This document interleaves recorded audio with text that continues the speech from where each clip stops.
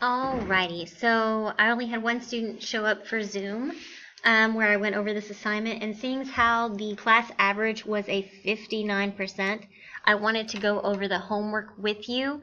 Yes, I'm going to be moving quickly. That's because I only have 15 minutes to go over this with you. So please stay with me here.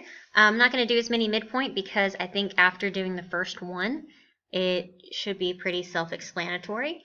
Midpoint formula, if you remember, is x1 plus x2 divided by 2 and y1 plus y2 divided by 2.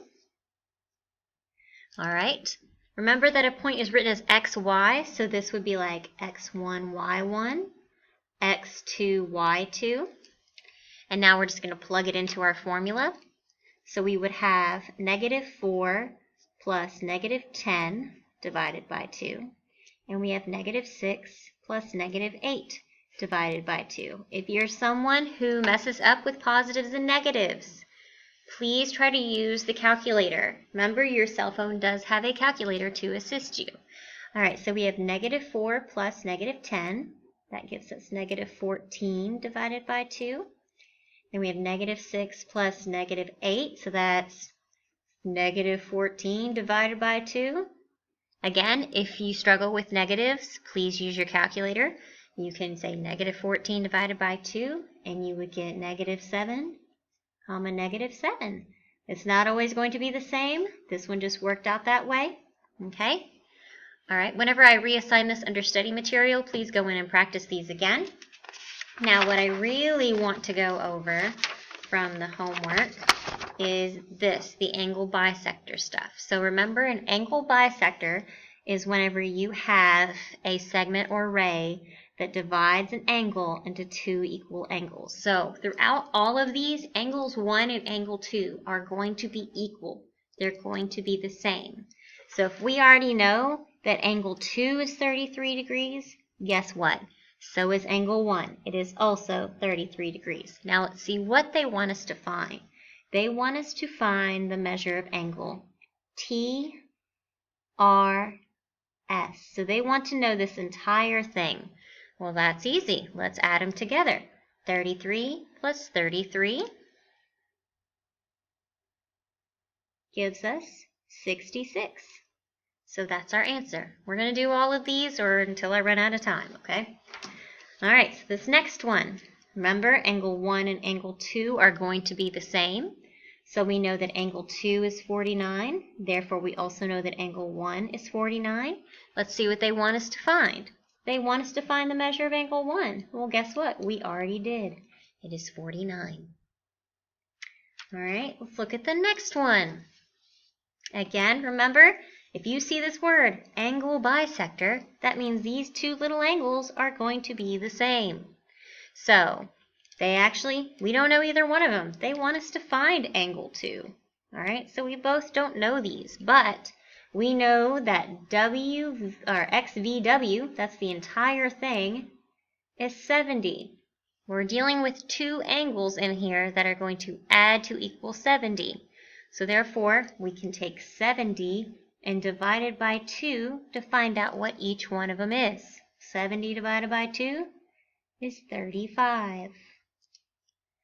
Okay, I will scan this in and put it underneath the video for you. All right, so if we look at this one, remember, angle 1 and angle 2 are going to be the same. We're told that angle 1 is 17. Therefore, we also know that angle 2 is 17 because angle bisector. Okay? They want us to find the measure of HFG, the entire thing. Well, just like the one we did before, to find the whole thing, we say 17 plus 17, which gives us 34. Okay. Remember, you can pause, rewind, you can manipulate this video in any way you need to be able to understand the content. All right, let's look at the next one. Again, angle bisector, so we know that angle 1 and angle 2 are the same. So if angle 1 is 27 degrees, then angle 2 is also 27 degrees. They want to know how much is angle UST. They want to know the entire thing. Again, just like before, we're going to say 27 plus 27, and that gives us 54. Please use your calculator. Please, please, please. All right, now let's throw some algebra in there. Okay, again, angle 1 and angle 2 are the same. If angle 1 is negative 6 plus 9x, then angle 2 is also negative 6 plus 9x because there's an angle bisector involved. We're also told that the entire thing, ABC or ACB, is 16x. Now, this is using angle addition. This is from unit 1, I do believe. Maybe.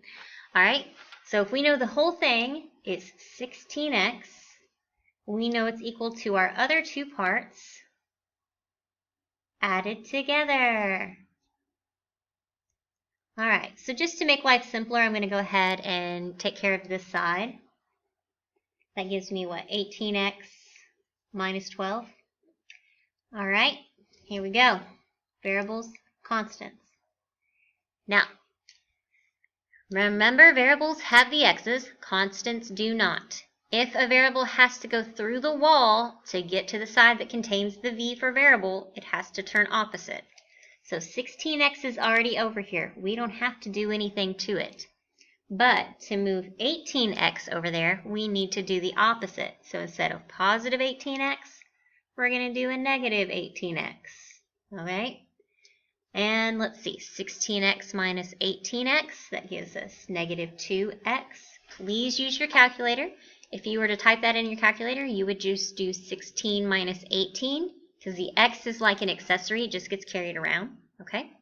And then there's nothing else happening on our constants besides our negative 12. All right, so then we're going to divide by negative 2, because whenever it's written right next to the variable, division is how you get rid of it. And you get x equals 6. Please use your calculator if you struggle with division in any way. It's okay if you do. All right, next. Here we go. Okay, remember, since we have angle bisector, that means 1 and 2 are the same. So if 2 is 3x plus 9, then 1 is also 3x plus 9. And we're told that the entire thing is 8 plus 8x. This is just like the one we just did. We take the entire thing, 8 plus 8x, and set it equal to everything else we know added together. So 3x plus 9 plus 3x plus 9. Okay? Let's go ahead and simplify this side. We still have 8 plus 8x over here. And now we're going to have 3x plus 3x, which is 6x, plus 9 plus 9, which is 18. All right, let's do our variables and our constants. Remember, if it's already on the side for variables, it stays the same, like 8x is already over here. So it stays the same. But 6x has to move through the wall, so it has to turn opposite. So now it is negative 6x. All right, 18 is already over here, so it stays the same. But 8, to move over there, needs to turn opposite. So we're going to say minus 8. All right, so what's 8x minus 6x? Well, that's 2x. 18 minus 8, 10. And then how do we get x by itself whenever it's written, numbers written next to it? We divide by whatever that number is. And we get x equals 5. Again, remember, you can pause, slow down, rewind, do whatever you need to do to be able to watch this video. All right, the next one. We're told that angle 1 is 5x plus 9. Therefore, we know that also angle 2 is 5x plus 9 because they're congruent. And they tell us that angle SQR, the whole thing, is 13x. It's going to be just like the ones we have already done. So we would say 13x equals 5x plus 9 plus 5x plus 9. All right, let's simplify this side. So 13x, and then what do we have? 10x plus 18. All right, variables and constant time. Okay, 13x doesn't change because it's already on that side. 10x needs to move over, so it turns opposite. So 13 minus 10x is 3x. 18 has nothing else to do besides come on down. To get x by itself, we divide by 3, and we get x equals 6. Okay, again, you can pause, rewind, do whatever you need to understand this content. All right, last two problems. Here we go. Now, these are a little different because if you notice, they want us to not only solve for x, but they went ahead and told us angle 1 and angle 2. But we also know that angle 1 and angle 2 are equal. They're the same. So we can take the information we know and set it equal. So we could say 2x minus 9 equals x plus 1. All right. Variables and constant time. All right, 2x is already over here. It stays the same. But for x to move over, it must turn opposite. 1 is already over here, so it stays the same. But for negative 9 to move over, it must turn opposite. So what is 2x minus x? Well, that's just x. And 1 plus 9 is 10. Done.